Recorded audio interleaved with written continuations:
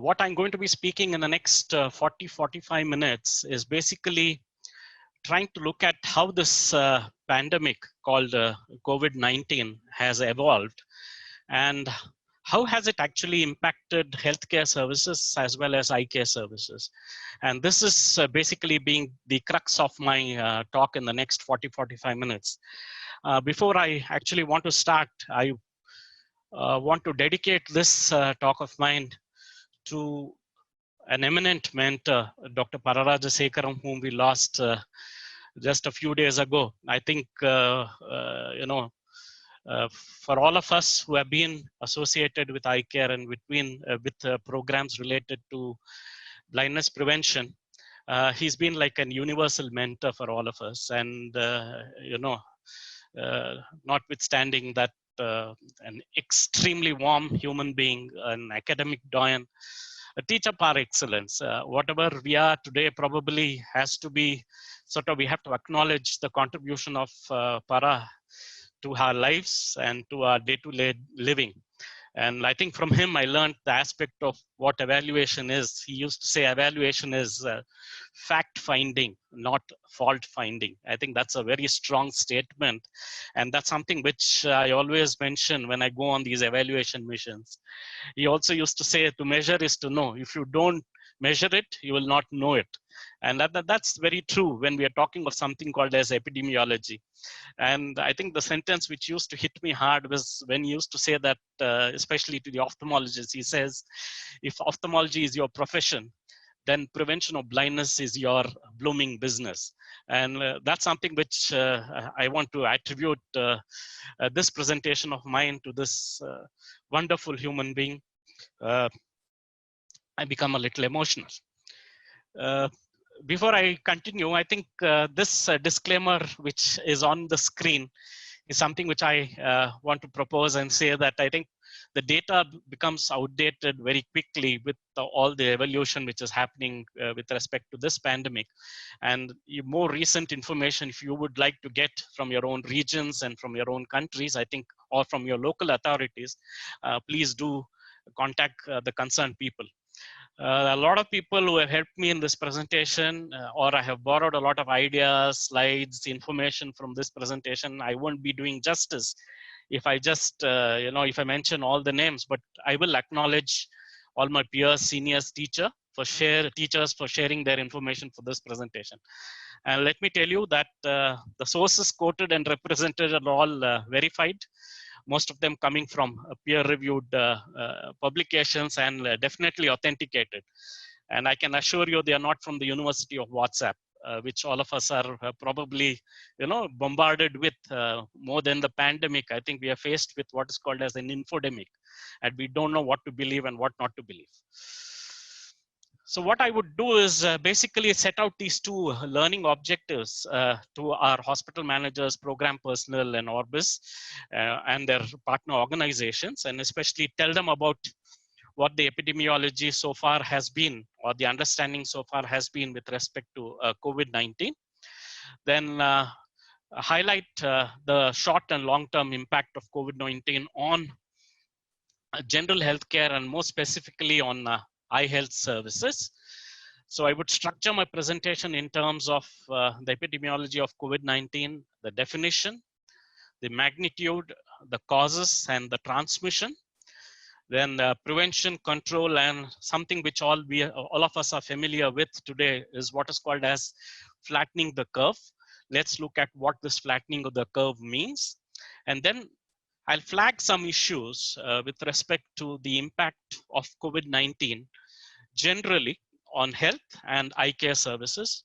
And I'm definitely not very qualified to speak on COVID-19 and eyes, and the subsequent doyens and subsequent sort of seniors and other people who follow this webinar series are more suited to talk about COVID-19 and eyes. So I will just flag a couple of issues and leave it there. Just to jog people's memory, or just to tell you what epidemiology is for the benefit of those people who are exposed to this concept or this discipline for the first time. The best definition probably, or the simplest definition, comes from the Dictionary of Epidemiology. And this is by John M. Last. Last defines epidemiology as the study of distribution and determinants of health-related states or events. When I say health-related states and events, health-related states and events may be what keeps us healthy. That is also equally important when we are talking of things like, preventive care. So health-related states could also be diseases, deformities, disabilities, all the D's which we say with respect to the health-related states or events. Like for instance, just day before yesterday, we had an event where there was a gas leak. It's a point source sort of an event which happened in Visakhapatnam.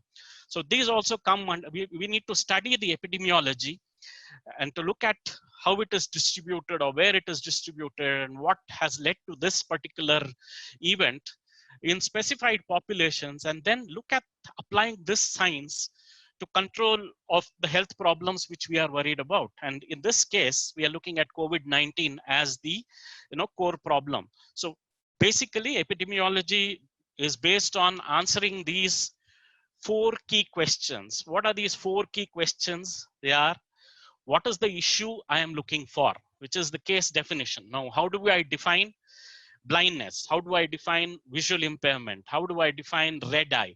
How do I define COVID-19? So the first and foremost thing in epidemiology is to understand the case definition.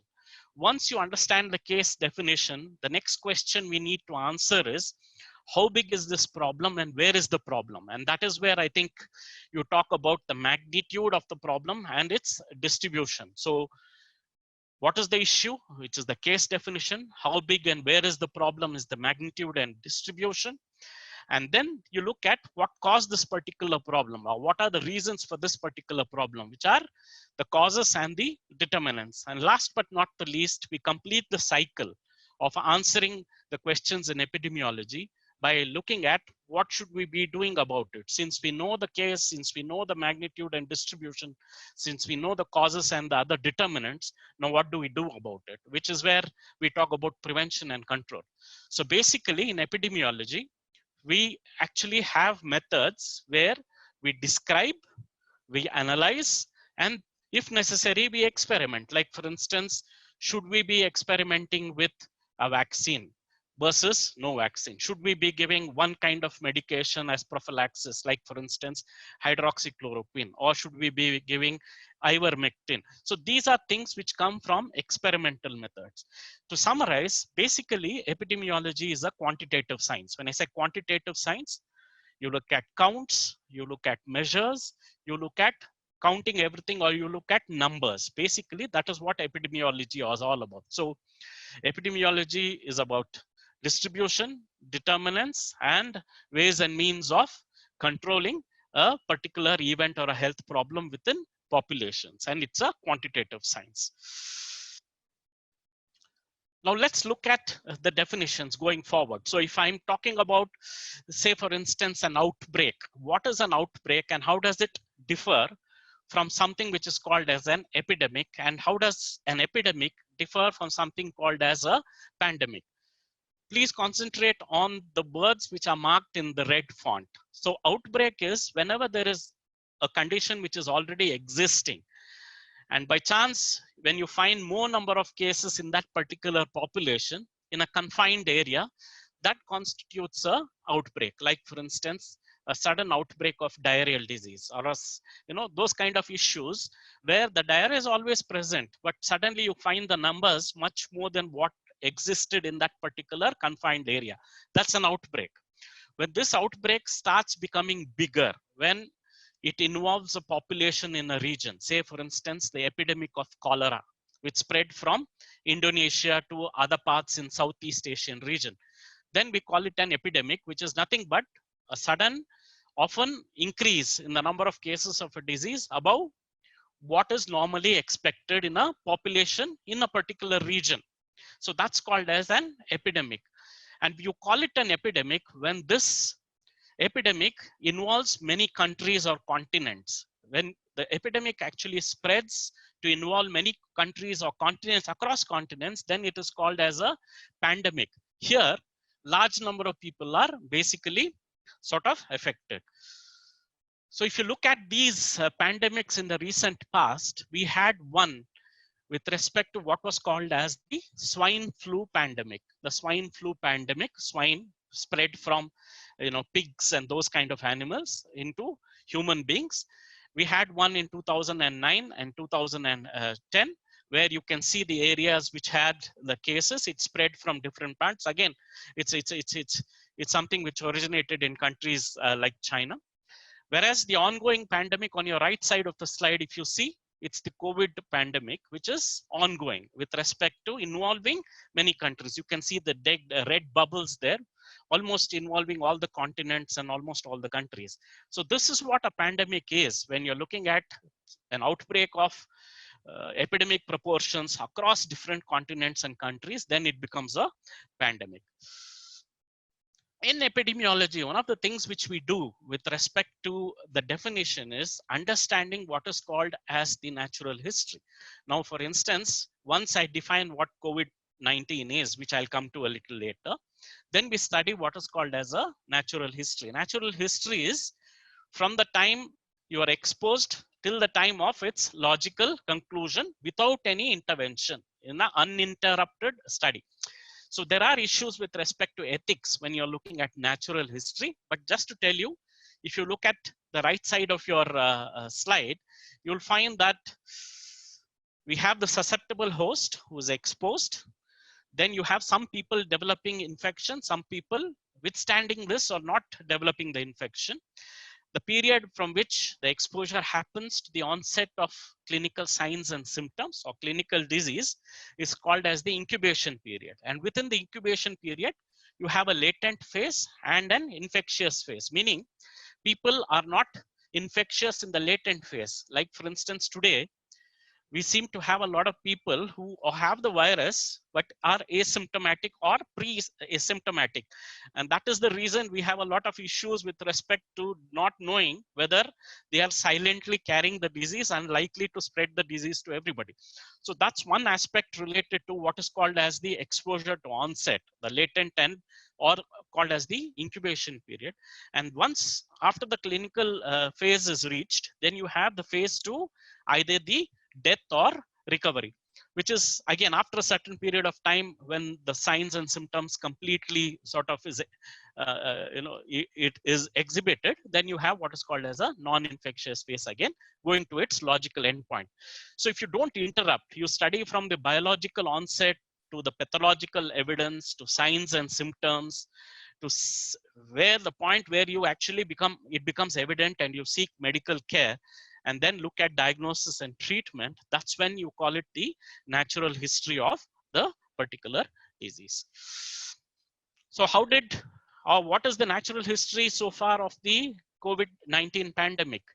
You can see that there is a first phase, the darker blue, which is the second phase, and the much darker blue, which is the third phase. So we know that for all practical purposes, it evolved, or we need to believe that it evolved from the wet market in Wuhan in the Hubei province of China. Then over a period of time it spread, and once it spread to a time when it spread from sort of the wet market or from bats to the intermediate hosts called pangolins to humans, and then from humans to humans. And over a period of time, you can see then till from somewhere during the late time of December to February, before the WHO actually labeled it as a public health emergency of international concern. That is what they said, and it was called as a global pandemic. This is the evolution of the COVID-19 pandemic. As I speak, I guess these numbers are little, it's still the numbers till today morning.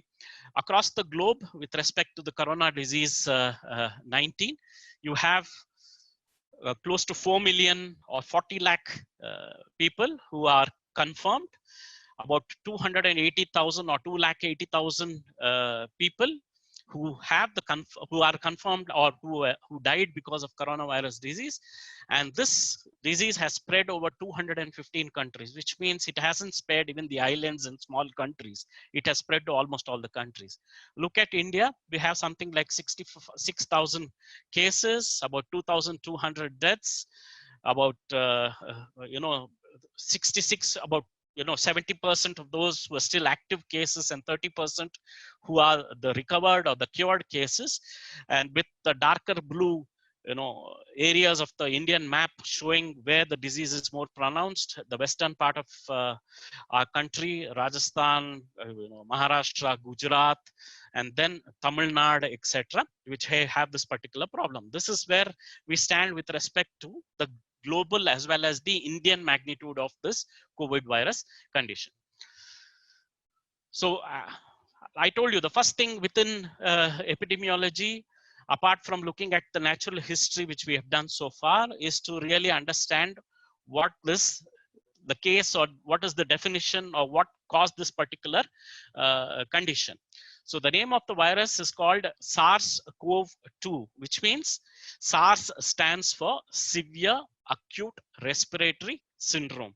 And the coronavirus is coronavirus type 2. So it's called SARS-CoV-2. And the disease it causes is called as coronavirus disease, which is, or the novel coronavirus disease, or novel coronavirus, or earlier it was called some other name. But for all practical purposes, it's labeled now as the coronavirus disease, and the year is 2019. Hence, it's given a name, COVID-19. Among the coronaviruses, there are about 7 coronaviruses, the structure of which you can see on top. It's called a coronavirus because it resembles the corona of the sun. So this coronavirus is the 7th one which has infected human beings. And it has evolved from the natural hosts, which are bats or pangolins, and crossed from animals to human beings. So it's called as a zoonotic disease, meaning it spread from animals to human beings. As of today, we know that this is a natural virus which has occurred and which has been, probably it has mutated among the different hosts before it has passed on to the human being. There is no evidence to say that it is a biological weapon or it's been manufactured in a lab, as there are conspiracy theories which are floating around. Let's assume for all practical purposes, as of today, it's something which is there for us in terms of a natural occurrence.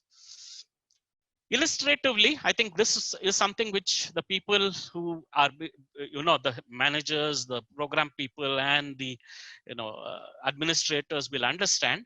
The transmission of cycle, of course, of SARS-CoV-2 is from the bats to the intermediate, funny-looking animals called as these pangolins, or like the anteaters, which come into contact, either people eat them, or people stay with them, or some of them have them as pets also.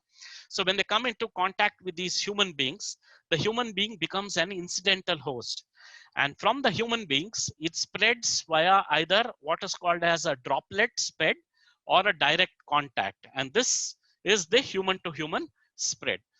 On the right side of your slide, just look at the incubation period, which means the period during which the organism or the virus has entered into our body, and the time when we start showing about signs and symptoms. On an average for SARS-CoV-2, it's about 2 to 7 days, as compared to the Middle Eastern respiratory syndrome, which is also caused by another, coronavirus. If you look at it, it's about 2 to 7 days on an average, but may last. It's been known that even up to 36 to 40 days, people have developed the particular disease, which means that it can harbor within somebody without causing signs or symptom. On even to the extent, it may be an outlier or it may be an extreme circumstance, but you have to understand, on an average, it's about 2 to 7 days. What's worrying for all of us, if you look at this particular coronavirus disease, is the fact that the period of contagiousness, which means the time when you can actually start infecting others, where without knowing you have the disease, you already spread the disease, and that is what is called as the period of contagiousness. Within SARS and COVID, the SARS-CoV-2 virus, actually the contagiousness period starts about 2 to 3 days before the clinical signs and symptoms begins, which means you may not show any clinical signs and symptoms, but you're still spreading this particular virus.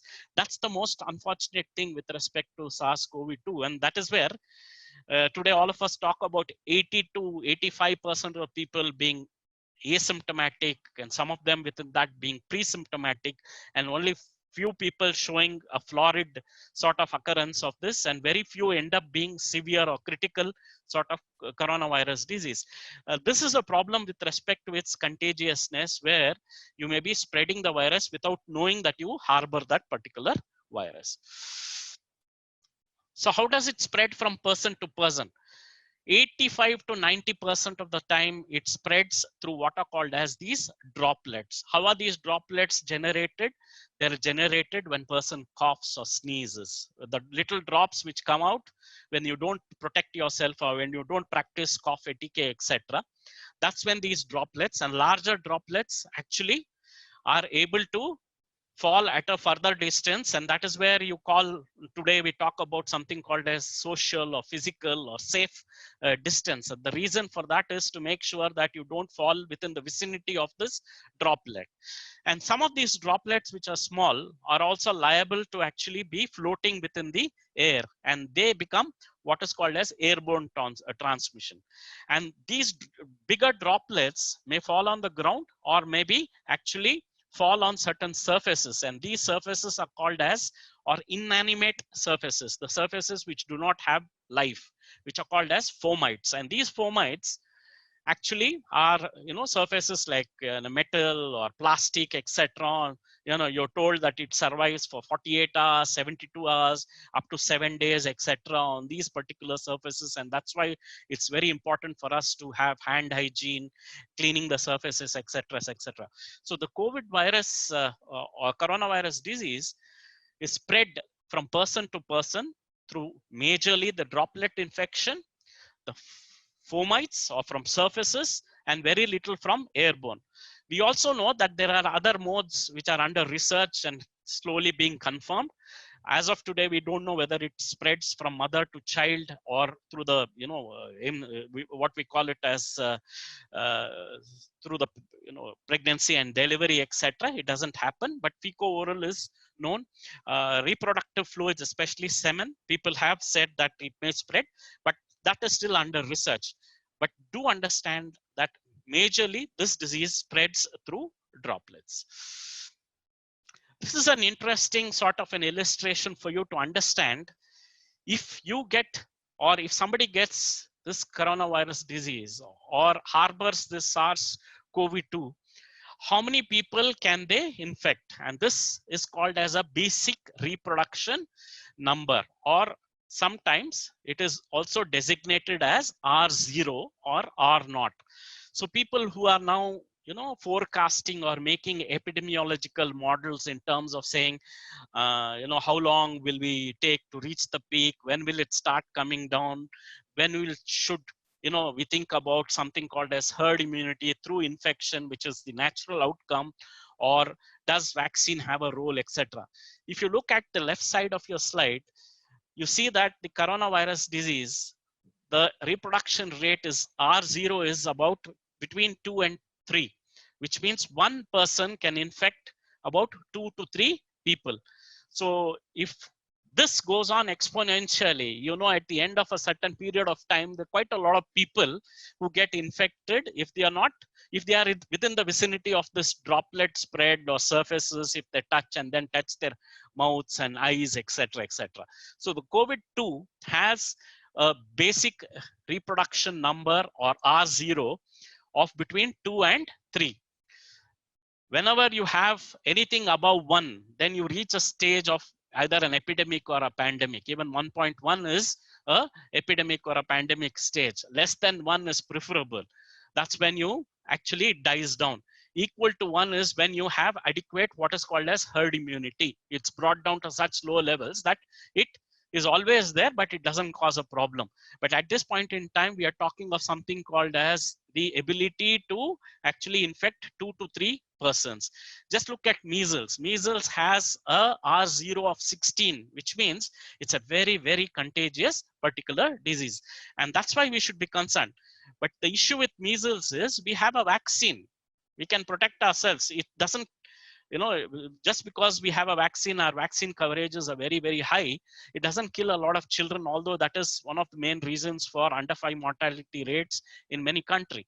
At this point in time with coronavirus disease, neither we have a treatment nor do we have a vaccine. And that is the reason all of us should be concerned with. So basically, you're looking at, as I told you, the exposed time, the infectivity time, and then going on to either cause the ultimate outcome or the recovery. This is a very nice illustration which I borrowed from my senior colleague and my teacher, Dr. Murthy, which talks about the droplet spread. How does it spread? One person spreading it to 2 person, and that person spreading it to 2 more, and that person spreading it to 4 more, and ultimately it goes on to 16. It goes into exponential numbers. That is why it's very important for us to make sure that the infection doesn't spread.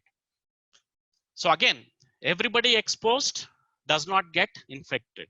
Everybody infected do not develop the disease. What's important for us is how much is the inoculum. Inoculum means how much of the quantity of virus which gets into you, and what is the duration of exposure. The inoculum plus the duration of the exposure has the potential to cause infection.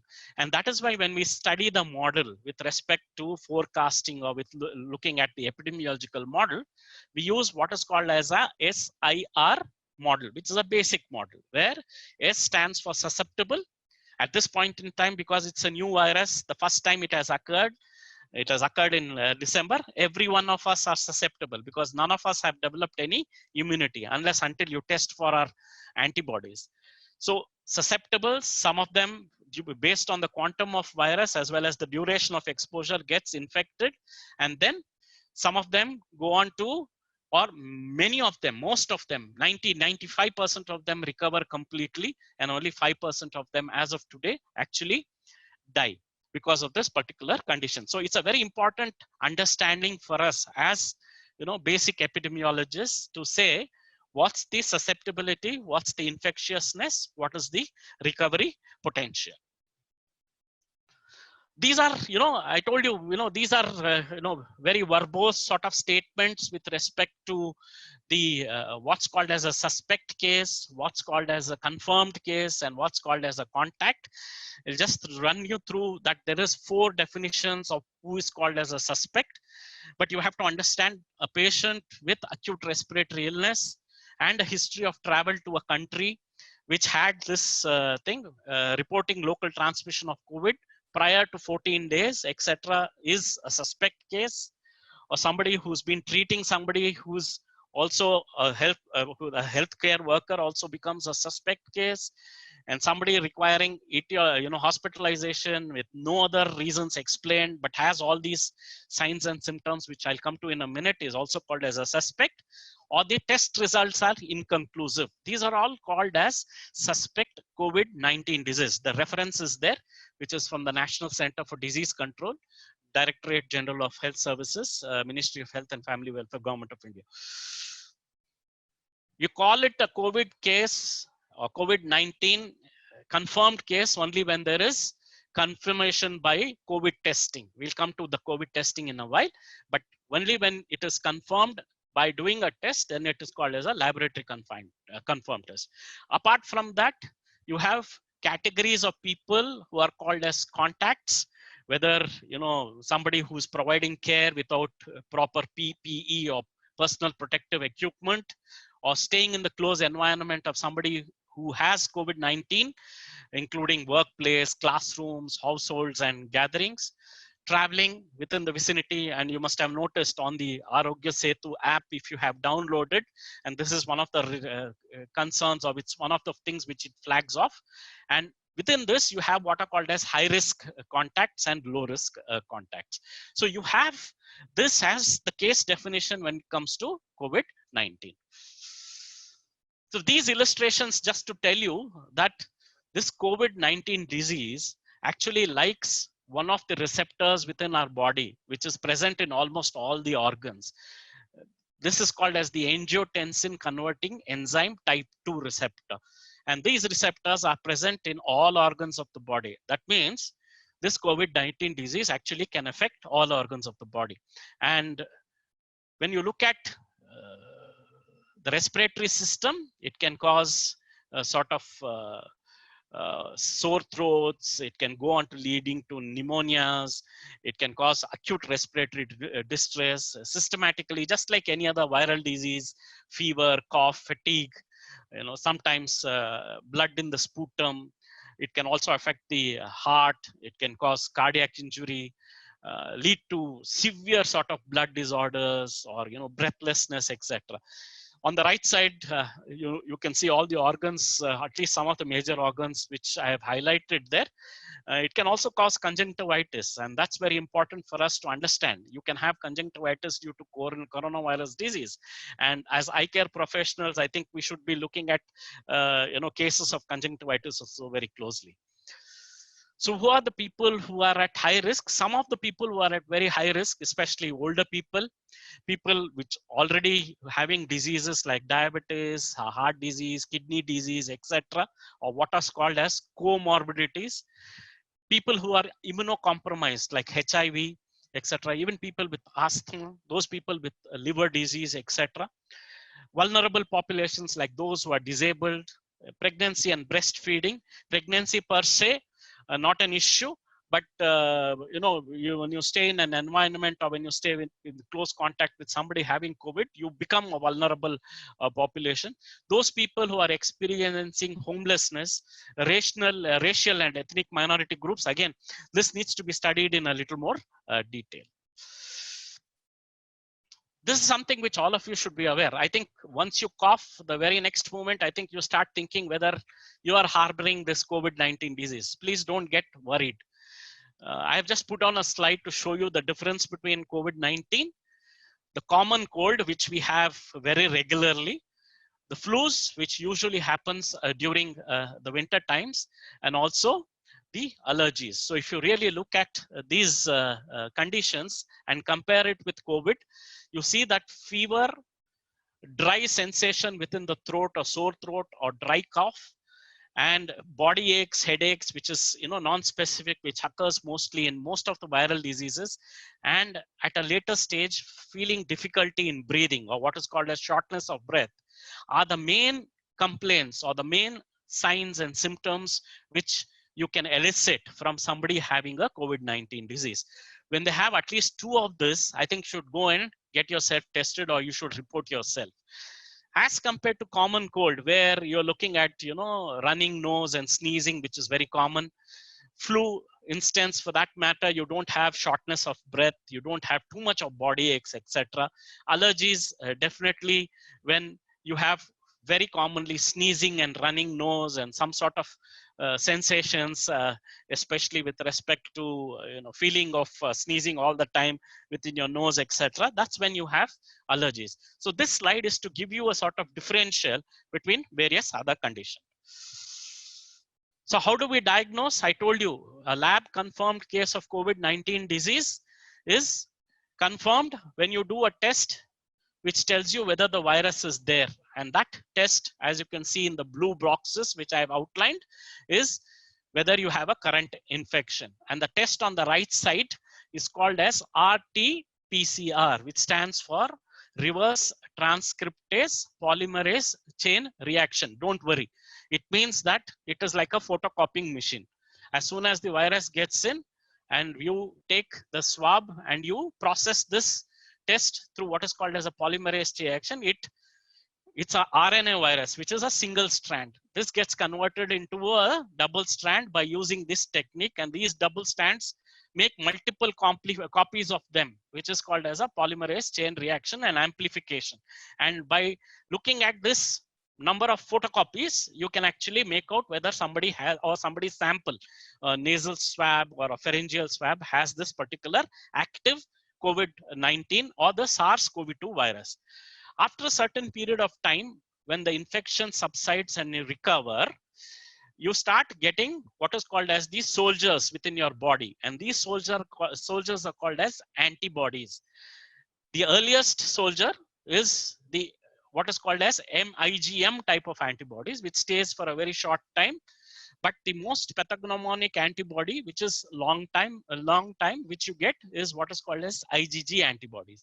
And for these IgG antibodies, you have tests which are called as the enzyme linked immunosorbent assay, or what is called as ELISA test. I think yesterday our health minister talked about kits being available from India, from Pune, where you have these ELISA kits already available. And these kits will start testing people for antibodies. There are other point of care tests which are called as, which will come up, which is like your pregnancy test. Basically, a drop of blood, etc. on this thing will show you whether you have these antibodies, whether it is IgM or IgG or no antibodies, and will tell you whether you have already developed immunities. This is the testing for coronavirus disease.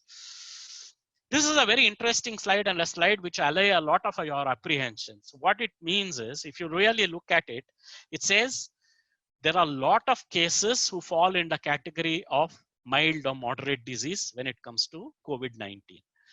And majority of these mild or moderate disease completely recover. The mild recover completely. The moderate, almost all of them recover.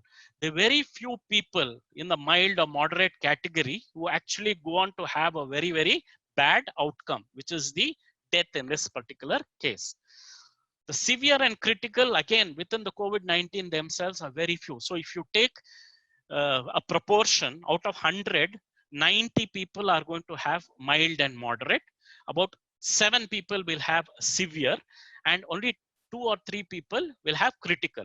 The critical and severe proportions will increase when you have more number of vulnerable population. Like for instance, you must have seen in Europe, especially Italy, Spain, etc., which has majority of the people above a certain particular age, and their immunity is quite low. So to cut the long story short, COVID-19, 90 to 95% recover. 5% out of the 5%, 3 to 4% require supportive treatment. And they recover over a period of time. Only very few people who actually go into ultimately getting ICU care and ventilators, etc., etc. If you had looked at today's data within our country, we have about 135,000 beds for COVID. What percentage of these beds are occupied by these critical people or require ventilation? Less than 1%. 1% of these beds only have been occupied so far in terms of the real essence of this severe and criticality. Again, to reassure all of you, majority of the people will recover on their own. Probably we'll build our herd immunity by ourselves.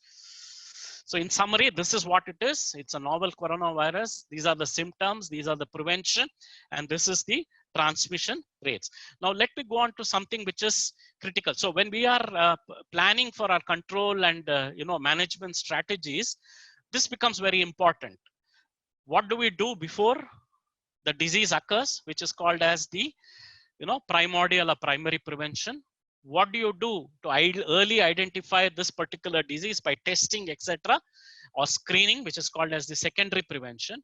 And what do you do once you develop the disease, where it is called as tertiary prevention, where you actually limit the disability or rehabilitate people? Based on this, you can take actions at the general population level, the susceptible population level, the asymptomatic population level, and symptomatic population level. And this forms the sort of framework for all of us when we are looking at our control and management strategies. So this is just to tell you that there is the introduction or emergence of this disease, local transmission, then cluster transmission, then community transmission as the disease amplifies, and then slowly the disease goes off on its own. That is the natural history.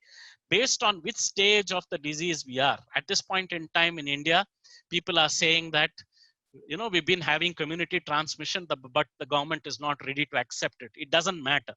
You have cluster transmission or you have community transmission. The very fact that we have enforced 2 sessions of lockdowns for the last 42 days says that we have accepted the fact that we have community transmission. But such a large country, even districts within our country or within our states resemble countries on their own. You have 2 million people in a district.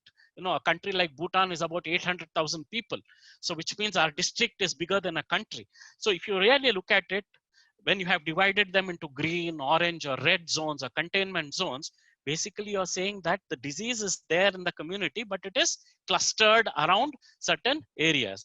So based on that, you take measures in terms of what you do. So this is what is the, you know, sort of classification of transmission scenarios. As I said, we are between 3 and 4. We know that we have clusters of cases, and we will progress to community transmission, which must be happening in places like Dharavi, etc., which there where it's spreading quite fast and wide. So this is what we will do as WHO strategic objectives, but adapted to local situation. There is nothing called as one size which fits everything. If Sweden has done something, we can't do what Sweden has done. If Telangana has done something, we can't do, like for instance, the number of tests done in Telangana state is relatively lower than the number of tests being done in places like, say, Tamil Nadu, or places like, you know, other states like Madhya Pradesh or Delhi, etc. But what have we done?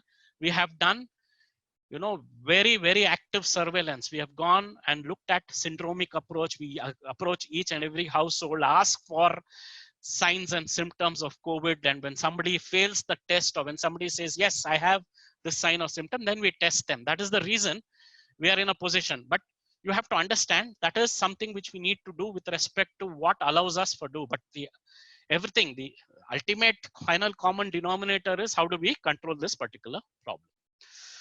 A word about flattening the curve. I think all of you must be very familiar with this sort of the curve, where if you don't do any intervention, the cases will rise up, will go reach a peak, and then will come down. But if you take interventions at the personal level, like for instance, hygiene, at the community level, like for instance, with safe distancing, at the environmental level by keeping our surfaces clean and supporting all our COVID warriors and, you know, dedicated healthcare professionals and all the research, you're buying time. With this time, you're able to actually establish your health system. As all of us know, our public health system is not actually geared up to meet this kind of a eventuality, but we now are very sure that we can meet this eventuality. I'm very conscious of the time. Let me take about 5 to 10 minutes to actually go through the next couple of slides, where I want to highlight to you what we are looking at in terms of our impact. To quote Dr. David Nabarro, I think I like him a lot personally, but also at the same time, I think he was tipped to become the Director General of the World Health Organization, couldn't, but he talks about 3 very important things related to this COVID pandemic. What are they? First and foremost thing is to protect lives.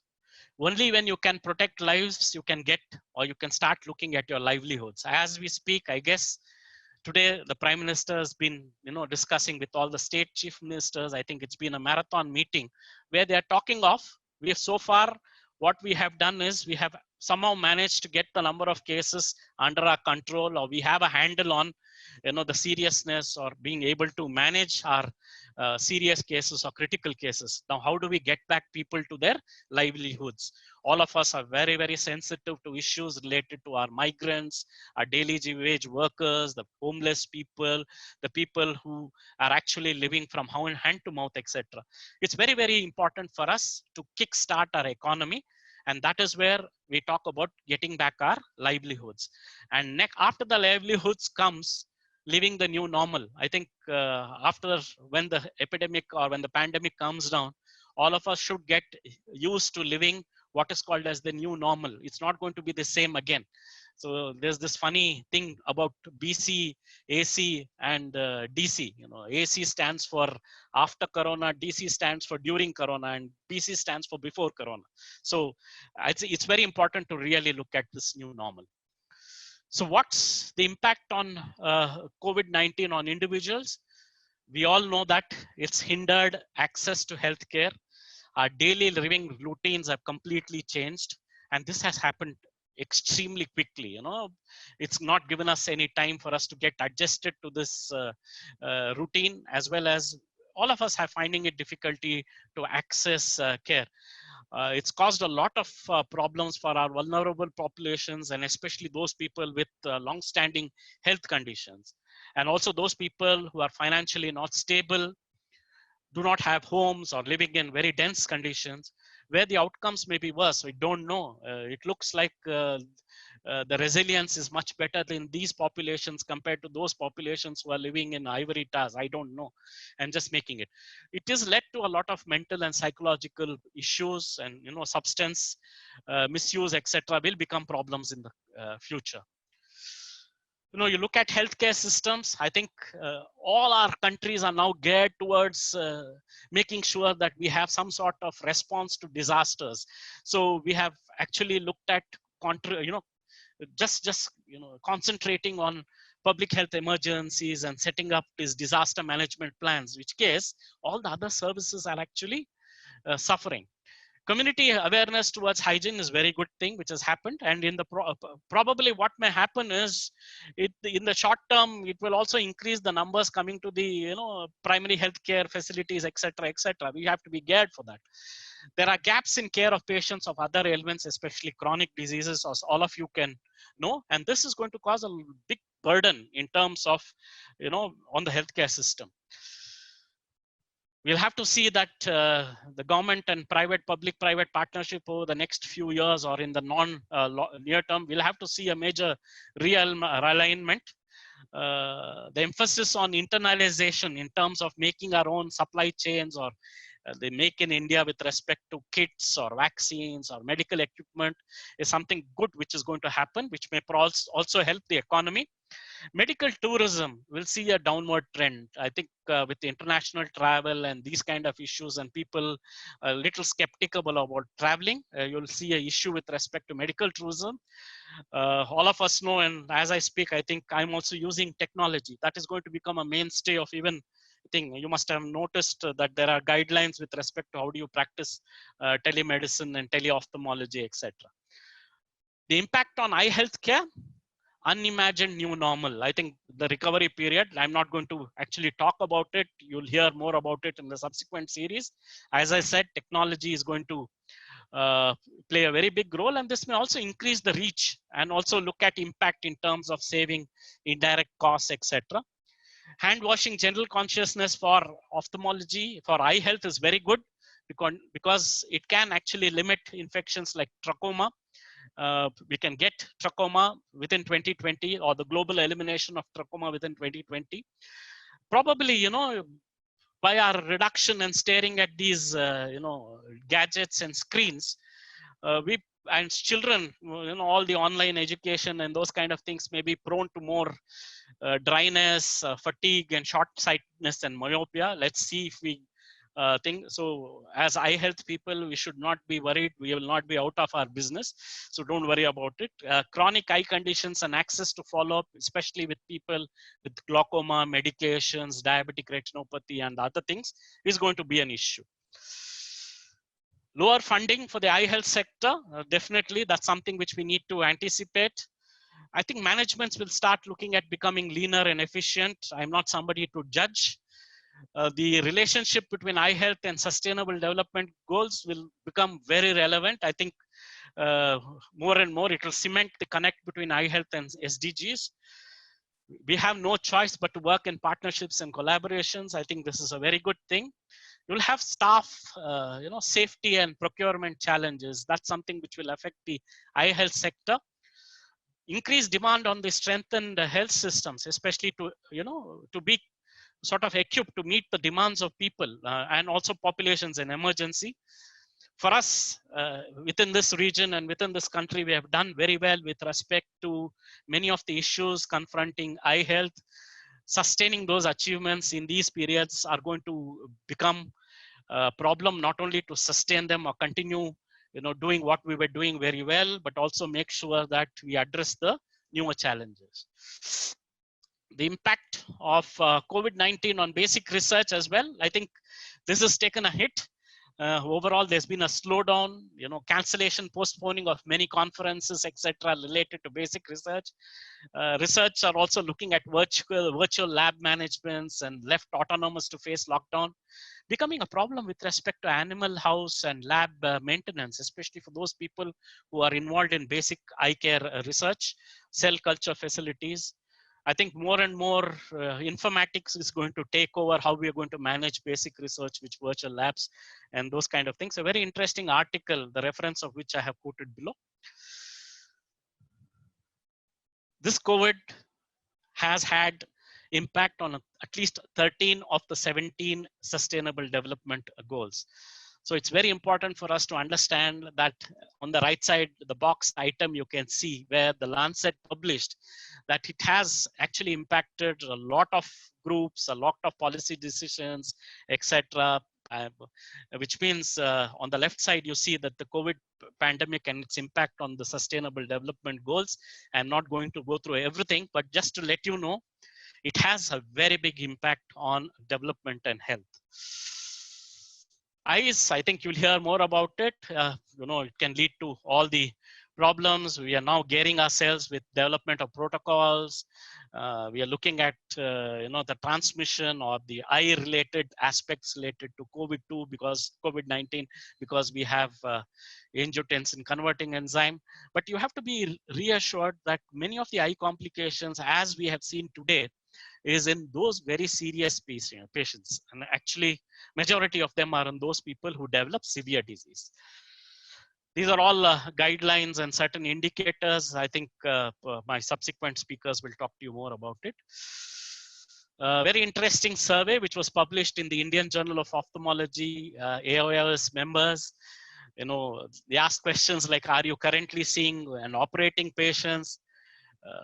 3/4 of them said no. 1/4 of them said yes with respect to seeing patients, but only emergency and emergency surgeries.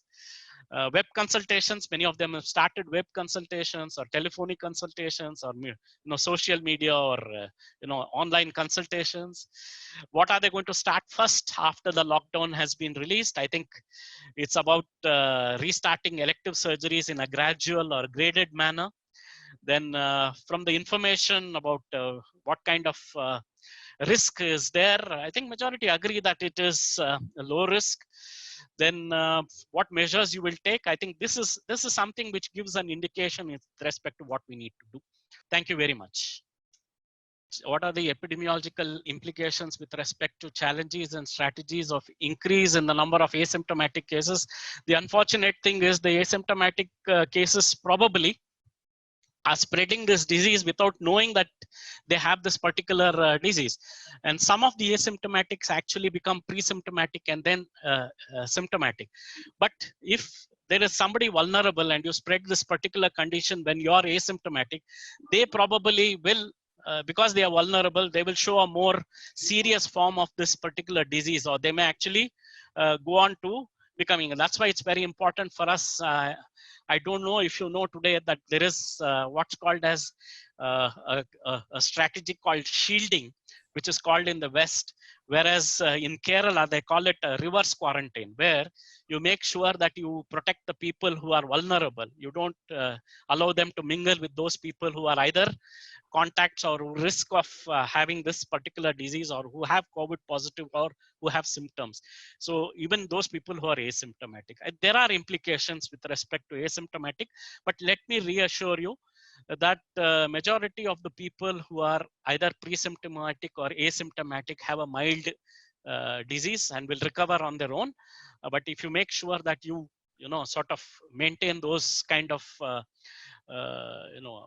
strategies with respect to distancing and protecting our vulnerable, you are in good shape. So some countries are developing herd immunity, and some are, of course, having the lockdown implemented. So yeah, I guess in terms of Italy and US, as I said, I think herd immunity is not actually a strategy. Herd immunity is something which happens over a period of time when you let the infection die on its own. When they are 0 becomes less than 1, then you've reached a stage of herd immunity where the disease actually stops. Ethically, it's not right to expose people. Yeah, now what we can do is what my another eminent teacher, Dr. J.P. Mulial, talks of from CMC Vellore. He says that if there are, a majority of our population is below 35 years of age, and likely, very likely that they will develop a very mild disease, or where they may be predominantly asymptomatic, allow them to actually go out, allow them to go and work, and allow them to earn their livelihoods. And this is something which we need to think about, and that itself may to a large extent build the capacity. Now, what is the percentage of herd immunity? By vaccines, it's going to be 80 to 90%, but by herd immunity itself, we have to reach at least 65 to 70% of the people being infected and generating antibodies within them. That's the sort of guesstimate at the most, not even an estimate. Yeah, Vikas has a question with respect to what is the incubation period, asymptomatic individual with positive thing, how long can he carry the disease? Like I said, the incubation period at this point in time is between 2 to 7 days, but you can have the virus till about 4 weeks, more than 4 weeks, etc. Which means that you can still be asymptomatic, having the virus, but not, and be spreading it to others, but not demonstrating. Some of you can become pre-symptomatic, etc. So the longest, again, it's an outlier. One other thing which has come out or emerged very recently is because the RT-PCR test doesn't tell you whether the virus is live or dead or anything. It just tells you whether there is that RNA. Even remnants of RNA is detected by this RT-PCR. So even like South Korea, where they were talking about re-emergence of a second peak, or some people who were detected earlier, then became negative, and then developed positivity, probably is because of detection of this small fragments of the virus by amplification. And unless until you can do testing with respect to detection of live virus, you can't. RT-PCR doesn't do it. Cell cultures have to be done, or viral cultures have to be done. Janyani ji is asked how safe it is to perform. I wish I was a surgeon, Janyani ji. You asked this question to the subsequent speakers.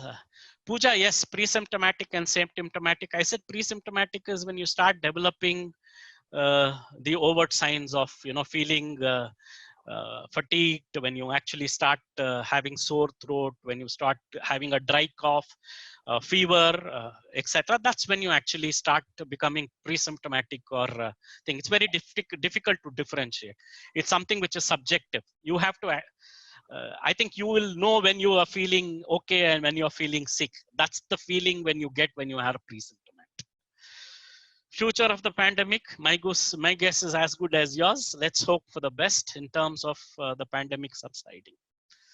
Thanks, Ramesh, for your question with respect to what and how should we screen for COVID-19 patients post the pandemic, I guess, as we get to, like, I think we have to evolve our own. I think we have some guidelines, and we have a thing from the All India Ophthalmic Society and what we should do. For educational institutions, we are developing our own protocol. There are issues with respect to, people owning up or people taking paracetamol when they're traveling, etc. All these also are very important thing. Yes, I think we'll have to, you asked about section 166 under the, CRPC, etc. I'm not competent enough to answer that particular question, but yes, medical legal issues and, protection, especially for healthcare and other stuff, is important. I think some direction and some things are, happening with respect to how do we, really take care of our doctors and hospitals and healthcare professionals. Yeah, incubation period, I think I told you, incubation period is when the organism or the virus has entered into your body till the time when you start become symptomatic, when you show signs and symptoms. That period is called as an incubation period. Incubation period had two, broadly, one is called as a latent period, when you don't have the capacity to actually transmit the disease, and then there is a period of what is called as infectiousness, when you will actually transmit this without becoming symptomatic. That is where it is called as the asymptomatic incubation period. PLG is asked a question with respect to whether the peak will be in June and July. That is what Dr. Guleria has been saying, the director of the All India Institute of Medical Sciences, New Delhi. I don't think so. It's a good idea to extend the lockdown. We have done enough with respect to making sure the sort of trial run with respect to preparedness, with respect to what we have achieved is done. It's only a little, it's a dicey with respect to saying whether suddenly releasing the lockdown will lead to a, an epidemic of unmeasurable proportions. Yes, we have to do graded, lifting of the lockdown. It will, in terms of thing. Excellent question, Anuradha, I guess, and model predictions, something which I'm not very sure about, because there's so many models. Anuradha has a very nice question with respect to changing people's behavior. Yes, I think that's something. Behavioral change always takes a lot of time, unless until people participate, and unless until people understand that they have to change their behaviors. There's very little a health system or the providers can do. You have to look at changing behaviors, and that has to come from within. That has to come from within.